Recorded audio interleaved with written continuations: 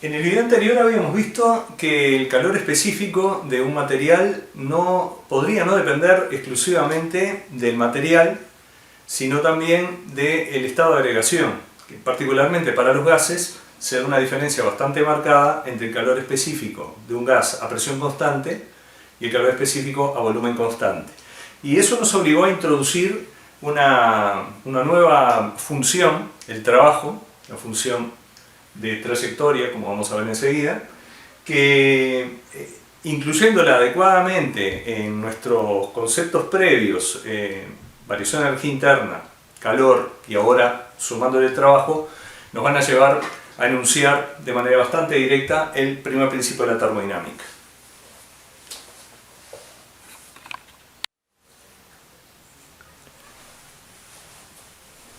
Y esto es lo que conocemos como primer principio de la termodinámica. Cuando un sistema intercambia con el entorno energía en forma de calor y en forma de trabajo, solamente intercambia esas dos formas de energía, hay una magnitud, una variable que vamos a ver que es una variable de estado, la variación de energía interna, que depende del calor intercambiado y del trabajo realizado. O sea que lo habíamos visto como una ley de conservación de la energía. Bueno, de hecho lo es, pero la formulación matemática más rigurosa del primer principio de la termodinámica es esta. La variación de energía interna de un sistema es igual a la suma del calor intercambiado y el trabajo intercambiado. O sea, delta U, variación de energía interna, Q, calor intercambiado, liberado o absorbido. Si es liberado será negativo, si es absorbido será positivo. Lo mismo ocurre para el trabajo. El trabajo realizado por el sistema es un trabajo que realiza el sistema en el entorno, va a tener signo negativo, y el trabajo recibido por el sistema va a tener un signo positivo. Bueno, esas combinaciones, todas las combinaciones posibles, positivo y negativo, los dos negativos, los dos positivos, iguales en valor absoluto pero opuestos, todas las combinaciones posibles nos van a llevar a un cambio en la energía interna del sistema. Vale la pena destacar que la variación de energía interna, como cualquier magnitud que se puede expresar mediante un delta, o sea, la variación de una magnitud que se expresa con un delta, me indica que es una función de estado, o sea, depende solamente del estado inicial y del estado final. Bueno, la variación de energía interna es una función de estado, sin embargo, el calor y el trabajo son funciones, las llamamos funciones de trayectoria, o sea, no dependen del estado inicial y del estado final del sistema, sino del camino recorrido por el sistema para llegar de ese estado inicial al estado final. Y se da la curiosa situación que la suma de dos funciones de trayectoria generan una función de estado. Si vamos a aclarar, variación de energía interna es función de estado.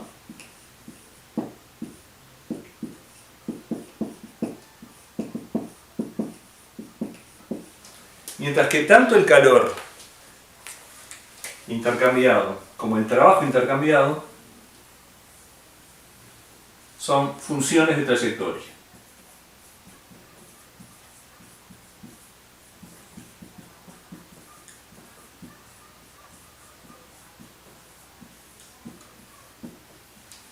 En algunos lugares se les llama funciones de línea, pero es equivalente. Función de trayectoria y función de línea. Así que dos funciones de trayectoria cuya suma genera una función de estado. Bueno, vamos a trabajar un poquito más sobre esto.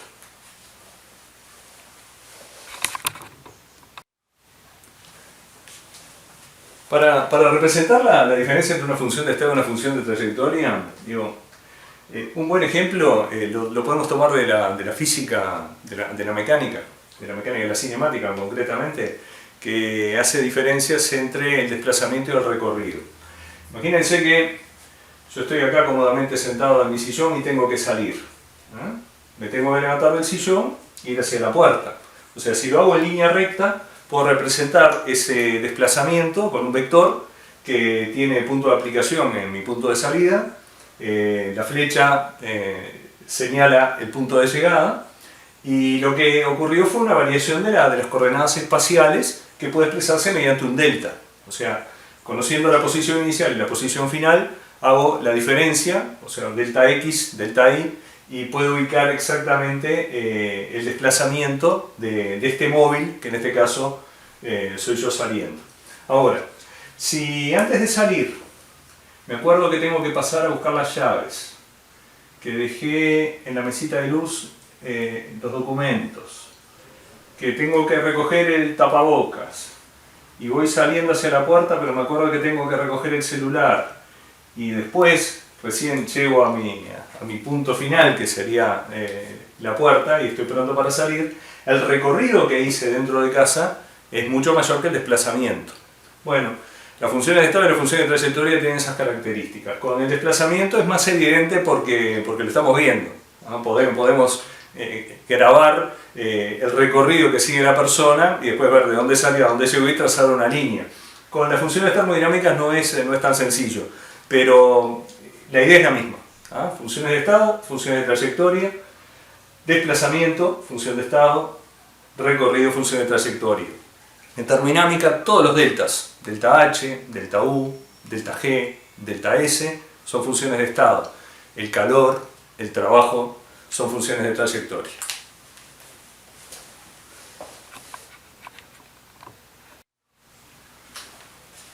Vamos a tratar de ilustrar cómo aplica el primer principio de la termodinámica a tres casos concretos. No es exhaustivo, puede haber otros casos, pero con estos tres ejemplos me parece que va a resultar claro cómo lo podemos aplicar. Los dos primeros son los que ya habíamos visto, son los que nos llevaron a considerar que existían dos calores específicos, a presión constante y a volumen constante. O sea, el caso 1 es volumen, el volumen permanece constante durante todo el proceso. Eso tiene un nombre, se llama proceso isocórico. ¿No? Isocórico es sinónimo de volumen constante.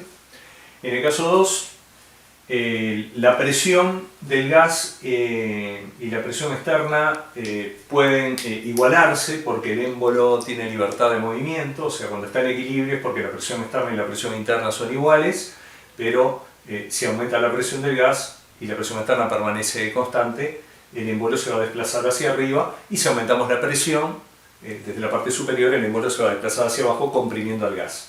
Estos procesos que ocurren a presión constante se conocen como isobáricos, en este caso porque la presión externa no se modifica. La presión del gas sí puede modificarse, pero la presión externa no. Procesos isobáricos. Así que el caso 2 es un ejemplo de un proceso isobárico. Y en el caso 3, acá la situación cambió radicalmente. Tenemos el gas confinado, está el émbolo, en este momento está en equilibrio, pero al sistema lo aislamos térmicamente. O sea, la frontera, esta frontera, ¿se acuerdan que la habíamos llamado frontera adiabática? Es aislante desde el punto de vista térmico. Es una frontera aislante. Frontera adiabática. O sea que es una frontera que no permite el intercambio de calor entre el sistema y el entorno. Quiere decir que nuestro gas está confinado, la presión externa en este momento está en equilibrio con la presión interna, pero ese sistema no va a poder intercambiar calor, por lo tanto Q para este sistema va a ser igual a 0, no constante. No podemos hablar de calor constante porque el calor no es una propiedad de los cuerpos, ¿se acuerdan? El calor es algo que se transfiere en virtud de un cambio de temperatura, una diferencia de temperatura entre dos cuerpos. O sea que Q vale 0, es un proceso adiabático, igual que la frontera, pero no obstante vamos a ver que podemos introducir desde afuera ciertas modificaciones. A ver, vamos al caso 1, volumen constante. Supongo que le suministramos calor, ¿sí? O sea, este sistema con un mecherito, por ejemplo, lo calentamos y al calentarlo el gas aumenta la energía cinética de las moléculas. El calor que le estamos dando produce un aumento de la energía cinética de las moléculas. Aumenta la presión del gas, pero se encuentra con el émbolo bloqueado, por lo tanto no puede desplazarlo, y lo único que ocurre es un aumento, digamos, de la temperatura. No puede realizar trabajo en el exterior.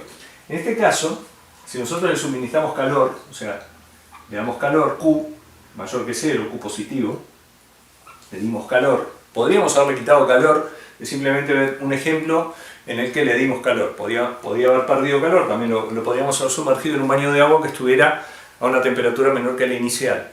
Cambiaría los signos, pero la idea sería la misma. Le suministramos calor, ¿sí? Pero no lo dejamos expandirse, o sea, el Q es positivo, pero W, en este caso, es 0, porque ni se expande ni se comprime en caso de que lo enfriemos. Es decir, que el W es igual a 0. El trabajo de expansión-compresión es nulo.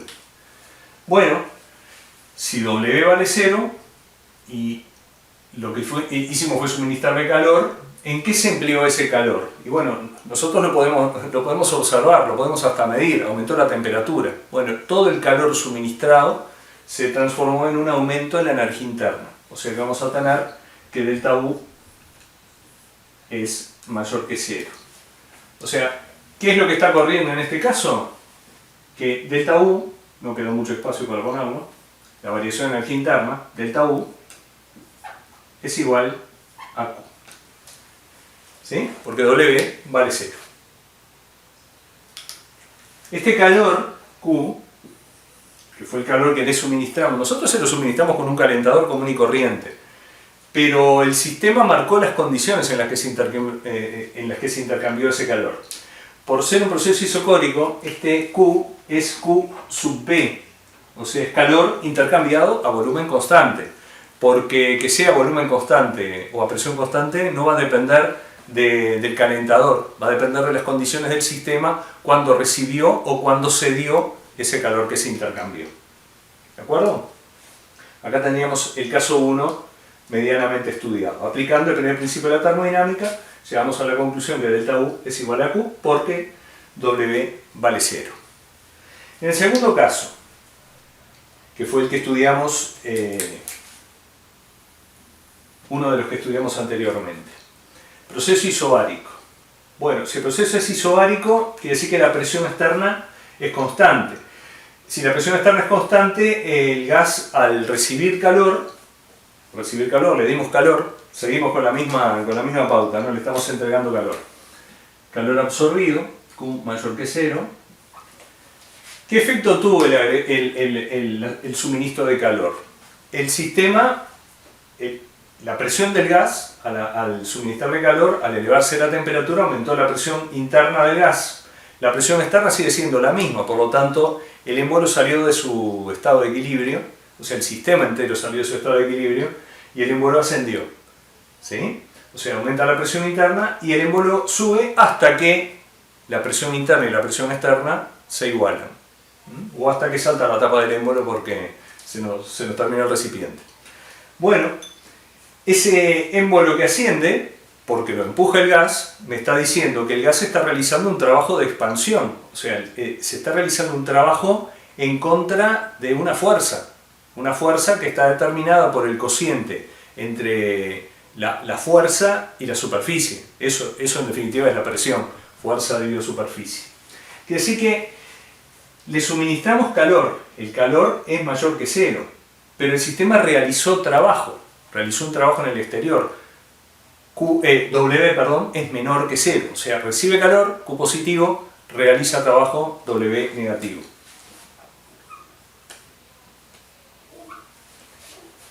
Tenemos un Q opuesto a W, o sea, el calor es opuesto al trabajo.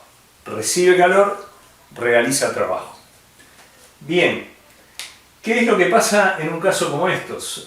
Porque ahí tenemos dos magnitudes, dos funciones de trayectoria que están compitiendo porque son opuestas, tienen signos opuestos. ¿Qué efecto tienen sobre delta U? Y bueno, ahí tenemos que ver qué fue lo que pasó con la temperatura. La temperatura del gas aumentó, o sea, su presión interna aumentó porque la temperatura aumentó. Y eso fue lo que provocó el desplazamiento del émbolo. Al aumentar la presión interna, mayor que la presión externa, se desplazó el émbolo y aumentó el volumen. ¿Sí? El aumento de temperatura es un indicio incontrovertible de un aumento de la energía interna. Si la energía interna del gas aumenta es porque la temperatura aumenta. O sea, la variación de energía interna la puedo asociar directamente a la variación de temperatura.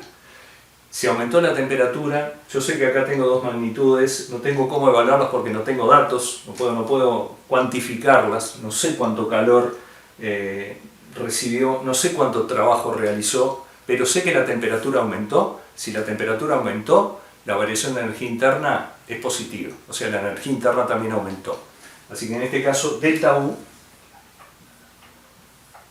va a ser mayor que 0. ¿Sí? O sea que la energía que recibió en forma de calor, recibió energía como calor, va a ser en valor absoluto menor que el trabajo que realizó. Con lo que la diferencia entre estas dos, o sea, la suma algebraica, porque una es positiva y la otra es negativa, me va a dar un delta U mayor que 0. ¿Por qué me doy cuenta de eso? Porque la temperatura aumenta. ¿Sí? Y el caso 3, este es un poco nuevo. Acá no hay manera de darle calor porque el sistema está aislado. Asumamos que la frontera realmente es adiabática. Entonces, vamos a suponer, para cambiar un poco la pisada, que el émbolo no sube sino que baja, ¿no? ¿Cómo puedo hacer para que el émbolo baje? O sea, tengo que comprimir el gas y el émbolo baja es porque el volumen del gas está disminuyendo. Bueno, le aplico una presión externa, acá arriba, que sea mayor que la presión interna del gas.